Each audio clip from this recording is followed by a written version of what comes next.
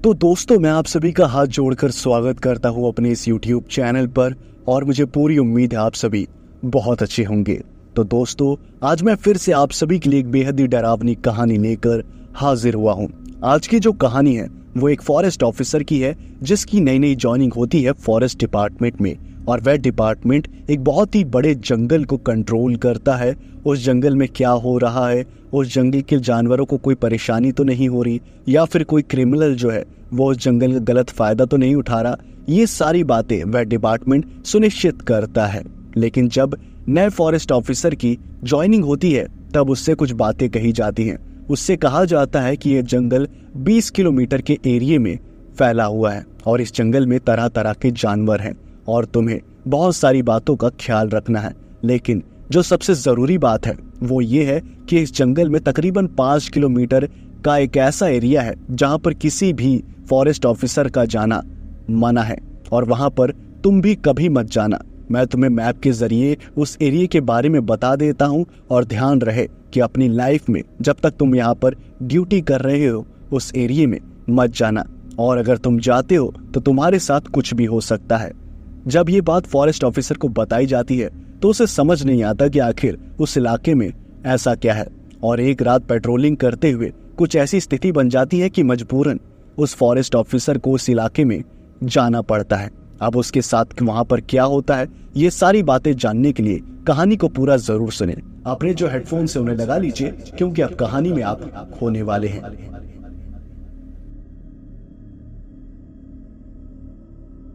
एक सुहानी सी सुबह, और उसी सुहानी सुबह में एक खुश मिजाज लड़का जिसकी उम्र बहुत ज्यादा कम थी, वो एकदम नौजवान था। उसके हाथ में एक लेटर था और वही लेटर उसकी खुशी का कारण था। उस लड़के के चेहरे पर खुशी साफ साफ देखी जा सकती थी और वह अपना लेटर अपने हाथ में लिए चलता हुआ मुस्कुराता हुआ अपने घर जा रहा था। रास्ते में जाता हुआ हर व्यक्ति उस लड़के के चेहरे की तरफ देखकर साफ पता लगा ले रहा था कि आज ये लड़का बहुत ही ज्यादा खुश है। और जब वह लड़का हंसते हुए मुस्कुराते हुए अपने घर पहुंचा तब उसकी जो मॉम थे उन्होंने कहा, अरे वाह बेटा, तुम तो बहुत ही ज्यादा खुश हो। क्या बात है, किसी लड़की ने प्रपोज कर दिया है तुम्हें शादी के लिए? आज तक मैंने तुम्हें कभी इतना खुश नहीं देखा। उसके बाद उस लड़के ने कहा, मम्मी मेरी जॉब लग गई finally, now I am forest officer. ये बात सुनकर उस लड़के की मॉम बहुत ज्यादा खुश हुई और उन्होंने कहा, अरे वाह, मुझे पता था तुम अपना सपना जरूर पूरा करोगे ब्रूस, मुझे तुम्हारे ऊपर पूरा यकीन था, तुम एक ना एक दिन मेरा नाम जरूर रोशन करोगे। उसके बाद वो जो लड़का था उसका नाम ब्रूस था और दोनों माँ बेटे बहुत ज़्यादा खुश थे क्योंकि बचपन में ही ब्रूस के जो डैड थे वो एक्सपायर हो चुके थे और बचपन से ही बहुत मुश्किल से ब्रूस की मॉम ने ब्रूस को पढ़ाया लिखाया था और बहुत मुश्किल से पाला था। जब ब्रूस को जॉब मिल गई तब उन्हें भी रियलाइज हो गया कि अब उनकी गरीबी जो है वो कट जाएगी, इसलिए ब्रूस की मॉम भी बहुत ज्यादा खुश थी। ब्रूस की मॉम बहुत ज्यादा खुश थी और वह हंस भी रही थी। तभी उनकी जो मुस्कुराहट थी वो अचानक से थोड़ी कम हो गई और उन्होंने ब्रूस को देखकर एक बात पूछी, अच्छा बेटा ब्रूस, तुम इसी शहर में रहकर नौकरी करोगे ना? तुम्हारी पोस्टिंग इसी शहर में हुई है ना? तो तुम ये शहर छोड़कर तो नहीं जाने वाले? उसके बाद ब्रूस का जो चेहरा था वो भी थोड़ा सा मुरझा गया और ब्रूस ने कहा, मॉम अब मैं आपको क्या बताऊं, आप जानती ही हैं ना इस शहर में कोई भी फॉरेस्ट नहीं है, जो भी हैं दूसरे शहर में ही हैं और वहीं पर फॉरेस्ट डिपार्टमेंट भी है। तो मेरी पोस्टिंग जो है वो दूसरे शहर में हुई है फॉरेस्ट डिपार्टमेंट में, तो मुझे वहीं पर जाना पड़ेगा। आप चिंता मत करिएगा, मैं आपको हर महीने पैसे भेजता रहूँगा और साथ ही साथ आपसे मिलने भी हमेशा आया करूँगा। अब मैं क्या कर सकता हूँ, जब मैं वहाँ पर पूरा फाइनेंशियली स्ट्रांग हो जाऊँगा तब उसी शहर में हम एक नया घर लेंगे और मैं आपको वहीं लेकर रहूँगा, ठीक है मॉम? उसके बाद क्या था, ब्रूस की मॉम को भी समझ आ गया कि अब उनके बेटे ने बहुत मुश्किल से इस जॉब को हासिल किया है, तब उन्हें थोड़ा बहुत तो सेक्रीफाइस करना ही पड़ेगा। और ब्रूस की मॉम भी फाइनली मान गई और उन्होंने जो भी था वो एक्सेप्ट कर लिया। कुछ ही दिनों बाद ब्रूस अपना सामान वगैरह पैक करके अपने घर से निकल गया उस शहर पहुंचने के लिए जहां पर उसकी पोस्टिंग हुई थी। ब्रूस बहुत ही ज़्यादा खुश था क्योंकि ऐसा उसे लग रहा था जैसे उसकी ज़िंदगी की एक नई शुरुआत थी। उसने फॉरेस्ट ऑफिसर बनने के लिए बहुत ज़्यादा पढ़ाई करी थी, बहुत ज़्यादा मेहनत करी थी। ब्रूस ने कई सारे एग्ज़ाम क्लियर करे थे, मेंटली प्रिपेयर हुआ था, काफ़ी ज़्यादा फिजिकल टेस्ट दिए थे, रिटन एग्ज़ाम वगैरह, बहुत सारी चीज़ें करने के बाद उसे जॉब मिली थी। उसके बाद फ्लाइट पकड़ के जब वह दूसरे शहर पहुंचा और वहाँ पर उसने देखा तो वो जो शहर था वो ज़्यादा डेवलप नहीं था। उस एरिया में बहुत कम एरिया जो था वो डेवलप था, बाकी गांव वगैरह थे और आधे से ज़्यादा एरिया में तो जंगल ही था। उस शहर की जो पॉपुलेशन थी वो भी बहुत ही ज़्यादा कम थी, बहुत गिने चुने ही लोग वहाँ पर नज़र आ रहे थे। और उसी शहर के सबसे बड़े जंगल के डिपार्टमेंट में ब्रूस की ज्वाइनिंग हुई थी। ब्रूस अपनी यूनिफॉर्म पहनकर पहले दिन उस डिपार्टमेंट में पहुंचा और उसकी जो खुशी थी वो 7वें आसमान पे थी, लेकिन साथ ही साथ वो थोड़ा बहुत नर्वस भी था कि आखिर पहले दिन क्या होगा, उसे क्या करना पड़ेगा, उसके जो कलीग्स होंगे उनका क्या व्यवहार होगा। वो यही सब बातें सोचकर थोड़ा बहुत नर्वस भी था और साथ ही साथ खुश भी था। जब वह पहले दिन फॉरेस्ट डिपार्टमेंट पहुंचा तब वहाँ के जो कुछ ऑफिसर्स थे जो पहले से ही काम कर रहे थे उन्होंने ब्रूस का नाम लिया। आप ही हैं मिस्टर ब्रूस जिनकी नई नई ज्वाइनिंग हुई है? उसके बाद ब्रूस ने कहा, जी सर, मैं ही हूँ ब्रूस। उसके बाद क्या था, ब्रूस ने अपना ज्वाइनिंग लेटर दिखाया। अब जो सीनियर्स थे उनके पास लेटर गया, उन्होंने भी सब कुछ चेक किया, जो भी डॉक्यूमेंट्स वगैरह थे सारे वगैरह चेक करके उन्होंने ब्रूस को वहीं बैठा लिया। अब ब्रूस भी बैठा हुआ था अपने सीनियर्स के सामने। अब ब्रूस बहुत ज़्यादा नर्वस था कि आखिर उससे क्या पूछा जाएगा और उसे कहीं कुछ बोला ना जाए, डांटा ना जाए। जो भी एक फ्रेशनर होता है जब भी नई जॉब पर जाता है तो उसे थोड़ा बहुत नर्वस होता ही है। ब्रूस का भी वही हाल था।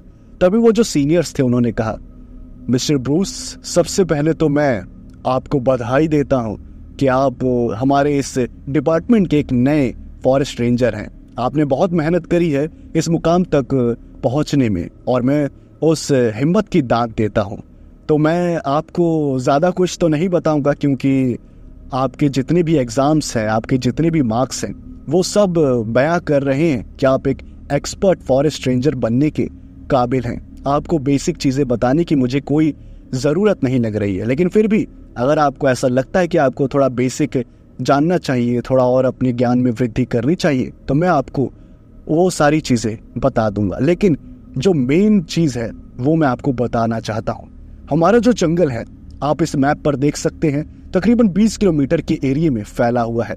इस जंगल में तरह तरह के आपको जानवर देखने को मिलेंगे और साथ ही साथ कुछ खतरनाक जानवर जैसे बाघ और ऐसे जानवर जो जानलेवा साबित हो सकते हैं वो भी हैं।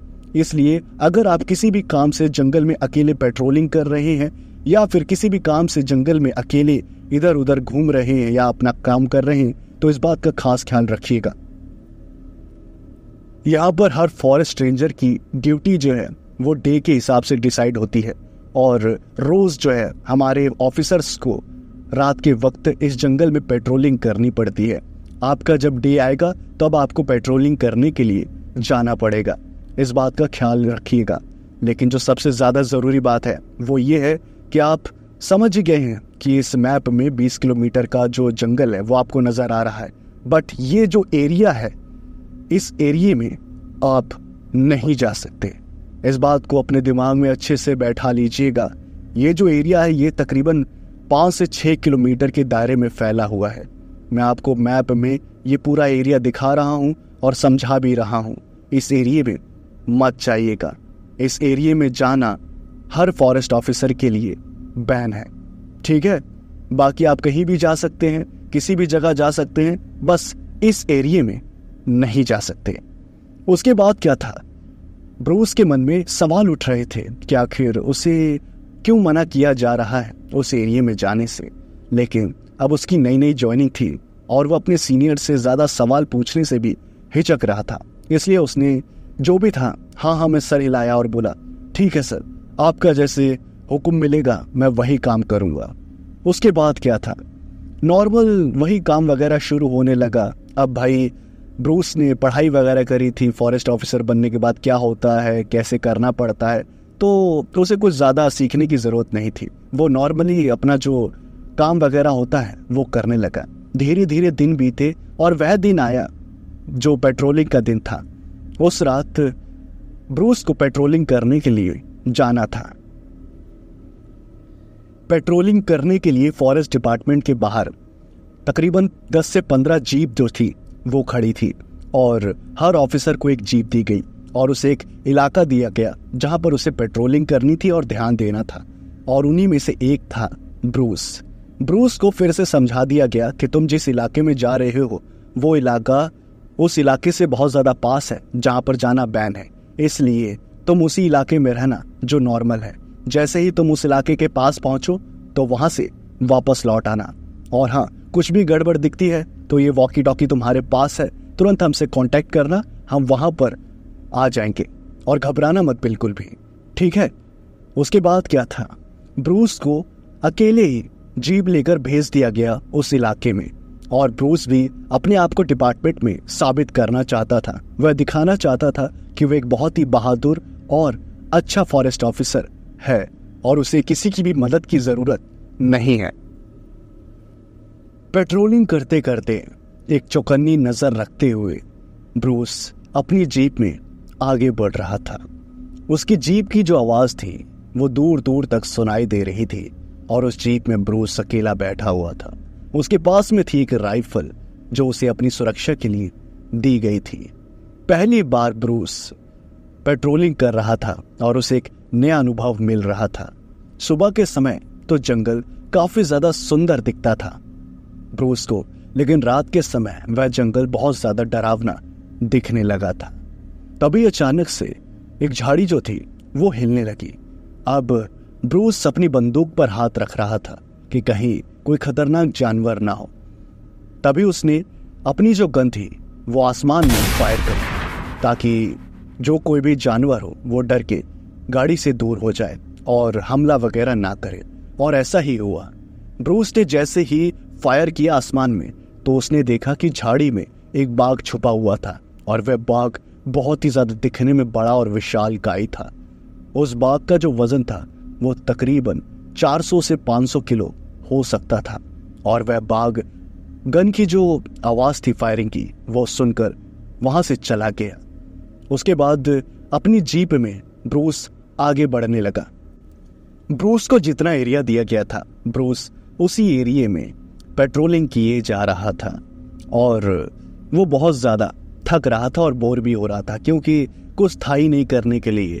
वह बाघ जो है वो अपना फायरिंग सुनकर चला गया, कोई भी जानवर वहां पर नजर नहीं आ रहा था, बस वही घने घने पेड़ और सीधा चलता हुआ रास्ता, उसी पर वही जीप। तकरीबन घंटों तक वहां पर पेट्रोलिंग करने के बाद, ये बात सुनिश्चित करने के बाद कि वहां पर कुछ भी गलत नहीं हो रहा है, तब ब्रूस ने फैसला किया कि वह अपनी जीप को लेकर वापस डिपार्टमेंट की ओर चलेगा।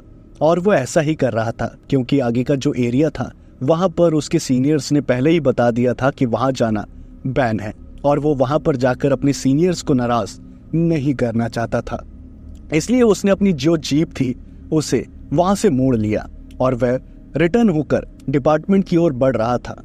तभी अचानक से उसे एक आवाज सुनाई दी, कोई है, कोई मेरी मदद करो, कोई है, कोई मेरी मदद करो, please help me, please help me, मेरी मदद करो, ऑफिसर, ऑफिसर मेरी मदद करो, ऑफिसर। उसके बाद क्या था, ब्रूस जो था ये आवाज सुनकर एकदम बौखला गया कि आखिर ये कौन है जिसे मदद की जरूरत है। अब ब्रूस के पास दो रास्ते थे, या तो वो उस जगह पर जाए जिस एरिया में जाना मना था, या फिर उस आवाज को इग्नोर करके वापस फॉरेस्ट डिपार्टमेंट की ओर चला जाए। अब ब्रूस के लिए इंसानियत ज्यादा मायने करती थी अपने सीनियर्स के ऑर्डर से ज्यादा, इसलिए उसने अपनी जो जीप थी वह घुमा दी और वह उस एरिया की तरफ बढ़ने लगा जहां जाना मना था। वहां पर उसने देखा कि एक बहुत ही बड़ा गेट जो है वो लगा हुआ था, लोहे का, तकरीबन 15-20 फुट का। और उस गेट को देखकर ही ब्रूस बहुत ज्यादा हैरान हो गया कि आखिर इस गेट के उस पार है क्या, जिसकी वजह से इतना बड़ा गेट लगाया गया है। अब ब्रूस को उस पार से आदमी के चिल्लाने की आवाज आ रही थी। ऐसा लग रहा था जैसे कोई आदमी बहुत ज्यादा दर्द में है, परेशानी में है, और वह ब्रूस से मदद मांग रहा था। अब इंसानियत दिखाते हुए ब्रूस ने अपनी जो जीप थी उसे वहीं छोड़ दिया और उस गेट के पास चला गया। अब गेट तो बहुत ज्यादा बड़ा था, लेकिन एक छोटा गेट जो था वह साइड में भी था, और उस छोटे गेट पर एक ताला लगा हुआ था। उस ताले को देखकर अब ब्रूस सोचने लगा कि आखिर क्या करना चाहिए। तभी फिर से वो दूसरी साइड से आवाज आने लगी कि मेरी मदद करो, मुझे मदद की जरूरत है, मैं यहाँ मर जाऊंगा। अब ब्रूस से रहा नहीं गया, उसने अपनी राइफल निकाली और उस ताले पर 3-4 बार फायर कर दिया, जिसकी वजह से वो ताला जो था वहीं टूट कर गिर गया और वो छोटा सा गेट जो था वह खुल गया। अब ब्रूस जो था वो अपनी राइफल लेकर अंदर घुस गया, क्योंकि जीप वहां अंदर नहीं जा सकती थी उस छोटे से दरवाजे से। जैसे ही ब्रूस अंदर गया तो उस इलाके में उसे इतनी गंदी और भयानक बदबू आई, जिसके नाक में घुसते ही ब्रूस की जो नाक के बाल थे वो मानो जल गए और वो वहीं पर उल्टी करने लगा। अब ब्रूस की जो तबीयत थी वो बिगड़ने लगी। वो वापस उस गेट से बाहर निकल गया और तभी उसे फिर से चिल्लाने की आवाज आने लगी, उसी आदमी की जो पहले भी चिल्ला रहा था। अब क्या ही कर सकते थे, उसने अपनी पॉकेट से रुमाल निकाला और अपनी फेस पर बांध दिया ताकि उसे बदबू कम आए। जैसे तैसे मुंह पर रुमाल बांधकर वो बंदा फिर से अंदर घुसा। वहां का इलाका देखकर ब्रूस का दिमाग चकरा गया, क्योंकि वो जो जंगल था वो पूरा मान लो सूखा पड़ा हुआ था। उस दूसरी ओर पूरा घना जंगल, हरा भरा, और गेट पार करते ही एक सूखा जंगल। अब ब्रूस इंसानियत निभाते हुए उस बैन एरिया में घुस तो गया था, लेकिन अब मुश्किल ये थी कि इतनी गंदी बदबू के बीच से होते हुए आखिर उस आदमी तक कैसे पहुंचा जाए जो मदद के लिए गुहार लगा रहा है। मुंह पर रुमाल बांधने के बाद भी वहां पर खड़े होना भी मुश्किल हो रहा था। हर 10 सेकंड में उल्टी जैसा ब्रूस को महसूस हो रहा था, लेकिन फिर भी उसने जैसे तैसे इंसानियत को ऊपर रखते हुए आगे बढ़ने का फैसला किया और वह आगे बढ़ता गया। जैसे जैसे वो आगे बढ़ता तो उसे उस आदमी के चिल्लाने की आवाज सुनाई देती, और उस आदमी के चिल्लाने की आवाज ऐसी थी जैसे उसे कोई बहुत बुरी तरह से मार रहा हो। उस आदमी को बचाने के लिए ब्रूस ने अपनी जो रफ्तार थी उसे बढ़ा लिया, क्योंकि वो नहीं चाहता था कि कोई भी आदमी वहां पर मरे या फिर अपनी जान गंवाए। इंसानियत निभाते हुए, तकरीबन अपनी नाक के बालों को जलाते हुए, हर 15-20 मिनट में उल्टी करते हुए, जैसे तैसे अपनी तबीयत को ताक पर रखकर वो बहुत अंदर घुस गया। और बहुत ही ज्यादा अंदर घुसने के बाद उसने देखा कि वहां के पेड़ों पर पत्तियां एक भी नहीं थी, सारी पत्तियां सूखी हुई थी और वहां की जो मिट्टी थी वो काली थी। जिंदगी में पहली बार उसने काली मिट्टी देखी थी। अब काली मिट्टी देखना कोई बड़ी बात नहीं है, बहुत जगह पर काली मिट्टी होती है, लेकिन बदबूदार मिट्टी देखना बहुत बड़ी बात होती है। उस मिट्टी से ही बहुत गंदी बदबू आ रही थी। उसके बाद समझ आया ब्रूस को कि अभी तक जिस बदबू से वो परेशान था वो बदबू मिट्टी से ही आ रही थी। ये भी बात सोचने वाली थी कि वो जो दूसरी साइड वाला जंगल है, गेट के दूसरी साइड, वहां की मिट्टी में तो कोई ऐसी प्रॉब्लम नहीं। अब ये बहुत ही ज्यादा सोचने वाली भी बात थी, क्योंकि गेट के उस पार ऐसी कोई प्रॉब्लम नहीं थी और गेट पार करते ही ऐसी भयानक बदबू, ये बहुत ज्यादा डराने वाली बात थी। फिर भी आगे बढ़ते बढ़ते ब्रूस को एक झोपड़ी नजर आई जो बहुत ही ज्यादा टूटी फूटी थी और ऐसा लग रहा था कि कभी भी गिर जाएगी। और उस झोपड़ी में एक लालटेन जो थी वो जल रही थी। उस झोपड़ी के पास पहुंचने के बाद ब्रूस को ऐसा लगा कि उसी झोपड़ी से उस आदमी के चिल्लाने की आवाज आ रही थी, इसलिए उसने अपनी जो राइफल थी वो अपने हाथ में रखी हुई थी। वो उस राइफल को लेकर झोपड़ी के पास जाकर बोलने लगा, कौन है, कौन है, किसे मदद की जरूरत है, कौन आवाज लगा रहा था? तभी अचानक से ब्रूस को फिर से उसी आदमी के चिल्लाने की आवाज आने लगी, क्योंकि थोड़ी देर पहले तक आवाज जो थी वो आना बंद हो चुकी थी। अब ब्रूस ने आसपास देखा तो वो आवाज झोपड़ी में से ही आ रही थी। ब्रूस जैसे ही उस झोपड़ी की तरफ बढ़ा, उसने देखा कि उस झोपड़ी में एक कच्चा दरवाजा लगा हुआ है। ब्रूस ने दरवाजा जो था वो एक लात मारकर तोड़ दिया और वो अपनी राइफल लेके एकदम हीरो की तरह उस झोपड़ी में घुस गया। लेकिन जैसे ही वो उस झोपड़ी में घुसा तो उस झोपड़ी में जो लालटेन जल रही थी वो अचानक से बंद हो गई और पूरी झोपड़ी में अंधेरा हो गया। अब ब्रूस थोड़ा सा घबरा गया, लेकिन उसके पास टॉर्च भी थी। उसने टॉर्च जलाई और पूरी झोपड़ी के अंदर देखा कि आखिर कौन जो है जो चिल्ला रहा था, लेकिन उसे वहां पर कोई आदमी तो नहीं मिला।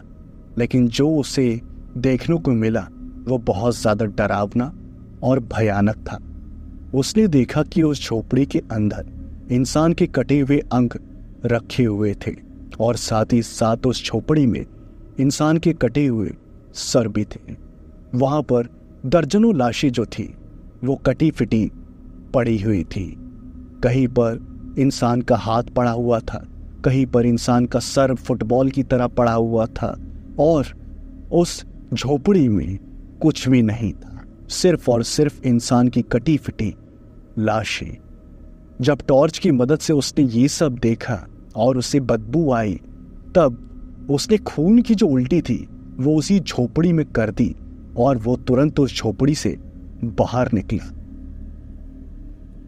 अब ब्रूस के पास दो रास्ते थे, या तो वो अपने डिपार्टमेंट में कॉल करके ये सारी बातें बताएं, लेकिन अब ब्रूस को डर लग रहा था कि उसके सीनियर्स ने तो उस इलाके में आने से मना किया था, तो अगर उन्हें पता चलेगा कि उनके बिना इजाजत के 10 बार मना करने के बाद भी वो वहां पर आया है तो उसका क्या होगा। कहीं उन सभी सीनियर्स ऑफिसर्स को इन सब चीजों के बारे में पता तो नहीं, कहीं इसीलिए तो यहां पर आना बैन तो नहीं कर रखा उन्होंने, कहीं ये सारी बातें नॉर्मल जनता से छुपाई तो नहीं जा रही। बहुत सारे सवाल और बहुत सारी बातें ब्रूस के दिमाग में चलने लगी। अब ब्रूस एकदम कंफ्यूज हो गया था कि आखिर वो करे तो करे क्या, क्योंकि उसे इतना तो पता चल गया था कि पक्का सीनियर्स ऑफिसर्स को इन सब चीजों के बारे में पता है, वरना वो उसे यहां आने से 10 बार मना क्यों करते। ब्रूस ये सब सभी सोच ही रहा था, तभी उसने एक आवाज सुनी और उस आवाज को सुनकर ब्रूस आसपास देखने लगा कि आखिर ये आवाज थी किसकी। उसके पास जो राइफल थी उस राइफल को उसने रिलोड किया और रिलोड करने के बाद आसपास देखने लगा कि आखिर ये आवाज कहां से आई। तभी अचानक से ब्रूस ने देखा कि वहां पर एक आदमखोर पतला सा सर पर हिरन जैसी सींगों वाला राक्षस आ रहा था चलते हुए, और उसके हाथ में एक इंसानी लाश थी। उस इंसानी लाश को खाते हुए वह भयानक दानव आगे बढ़ रहा था। अब ब्रूस के हाथों से एक गलती हुई, उसने उस राक्षस को देखकर अपनी राइफल जो थी वो उसके सामने पॉइंट कर दी और वहीं पर उसने शूट कर दिया। वो जो गोली थी वो सीधा उस राक्षस के हाथ में जो लाश थी उसके अंदर जा लगी और उस लाश के चीथड़े चीथड़े उड़ गए। उस दानव ने ब्रूस को देख लिया और वो राक्षस आगे बढ़ने लगा। ब्रूस ने फिर से कम नहीं तो नहीं 3-4 राउंड फायर किए और सारी जो गोलियां थी वो उस आदमखोर के माथे पर, सर में, दिमाग में, हर जगह लगी, लेकिन उसकी जो भागने की रफ्तार थी वो कम ना हुई। वो भागते हुए ब्रूस की तरफ बढ़ रहा था। अब ब्रूस को समझ जा गया था कि फॉरेस्ट डिपार्टमेंट वाले इस आदमखोर को दुनिया की नजरों से छुपा रहे हैं और इन सब चीजों में सरकार का भी हाथ है, और वो अपनी जान बचाने के लिए वहां से भागने लगा, क्योंकि बाहरी दुनिया को वो तब बताएगा जब खुद जिंदा बचेगा। भागते भागते बहुत मुश्किल से ब्रूस उस गेट के पास में पहुंचा और देखा कि उसका वो जो गेट था वो अभी भी खुला हुआ था और गेट के उस पार बहुत सारी जीपें जो थी वो खड़ी थी और उस जीप में बहुत सारे जो सीनियर्स ऑफिसर जो थे वो बैठे हुए थे। उन सभी ऑफिसर्स को देखकर ब्रूस की जान में जान आई और उसने कहा, सर सर सर यहाँ पर एक आदमखोर है, सर यहाँ पर एक आदमखोर है, सर सर वो हम सबको मार देगा, हम सबको मार देगा। उस झोपड़ी में बहुत सारी लाशें हैं, बहुत सारी लाशें हैं सर, सर वो हमें मार देगा, सर हमें यहाँ से चलना चाहिए, हमें चलना चाहिए, हमें चलना चाहिए। यही सब चिल्लाता हुआ ब्रूस उस दरवाजे के पास आ रहा था और वो सभी सीनियर्स जो थे वो चलते हुए आए। उन सभी के हाथ में राइफल्स थी और वह राइफल्स को रिलोड कर रहे थे। ब्रूस को लगा कि अब उसकी जान बच जाएगी और वो आदमखोर अगर वहां उस गेट के पास आने की कोशिश करेगा तो वो सभी फॉरेस्ट रेंजर्स उस आदमखोर को गोलियों से भून देंगे। उसके बाद बहुत मुश्किल से डरा हुआ सहमा हुआ ब्रूस दरवाजे के पास पहुंचा और वो दरवाजे के पार आने वाला था। तभी उस फॉरेस्ट ऑफिसर ने, जो सीनियर फॉरेस्ट ऑफिसर था, उसने अपनी राइफल ब्रूस के मत्थे की ओर पॉइंट कर दी और उसने कहा, मैंने तुमसे कहा था ना कि इस इलाके में मत आना, लेकिन तुम क्यों आए? ब्रूस ये बात सुनकर रोने लगा और पीछे से उस आदमखोर की आवाज तो आ ही रही थी। उसने चिल्लाते हुए कहा, सर सर सर मुझसे गलती हो गई, मैं आपको सच बताता हूँ, अंदर एक आदमी के चिल्लाने की आवाज आ रही थी, वो मदद की गुहार लगा रहा था। मुझसे रहा नहीं गया, मुझे लगा कोई बेचारा मदद की आस में चिल्ला रहा है। मैं उसकी मदद करने के लिए सिर्फ बस अंदर आया था, मेरा कोई मोटिव नहीं था आपके ऑर्डर को डिसमिस करने का। मुझे माफ कर दीजिए, मुझे बाहर आने दीजिए। और तभी उस सीनियर फॉरेस्ट ऑफिसर ने कहा, तुम्हें पता है ये आदमखोर कौन है? ये आदमखोर है वेंडिगो, जो कई हजार साल पहले ही इस धरती से खत्म हो चुका है, लेकिन हमारे देश के वैज्ञानिकों ने इसे वापस जिंदा किया। पता है क्यों? हमारे दुश्मनों से लड़ने के लिए। जब हमारी जंग होगी तब इन आदमखोरों को हम दुश्मन देश के खिलाफ इस्तेमाल करेंगे।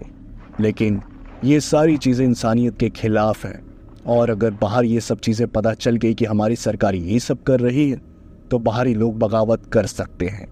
इसलिए हमने दुनिया की नज़रों से दूर इस आदमखोर को इस जंगल में रखा हुआ है, इस इलाके में, और यहाँ पर इसलिए आना किसी भी फॉरेस्ट ऑफिसर के लिए मना था। लेकिन तुमने ये गलती कर दी। अब कोई गारंटी भी नहीं है कि तुम अपना मुंह बंद रखोगे, और अगर तुमने अपना मुंह खोला तो हमारा जो राज था इतने सालों से वो फैल जाएगा।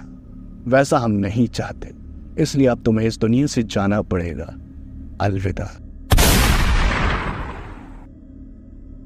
वह आदमखोर पागलों की तरह वहां पर आया और वह गेट के पास पहुंच पाता उससे पहले ही उन सभी ऑफिसर्स ने बाहर से दरवाजा जो था वो बंद कर दिया। उसके बाद क्या था, वह फॉरेस्ट ऑफिसर वहां से अपनी जीप में बैठकर चले गए। और कहते हैं कि आज भी वो लोग ऐसे जानवरों को, हैवानों को बनाने की कोशिश कर रहे हैं जो हैवान उनके लिए काम करे, उनके लिए लड़े और उनके लिए दुनिया पर कब्जा करे।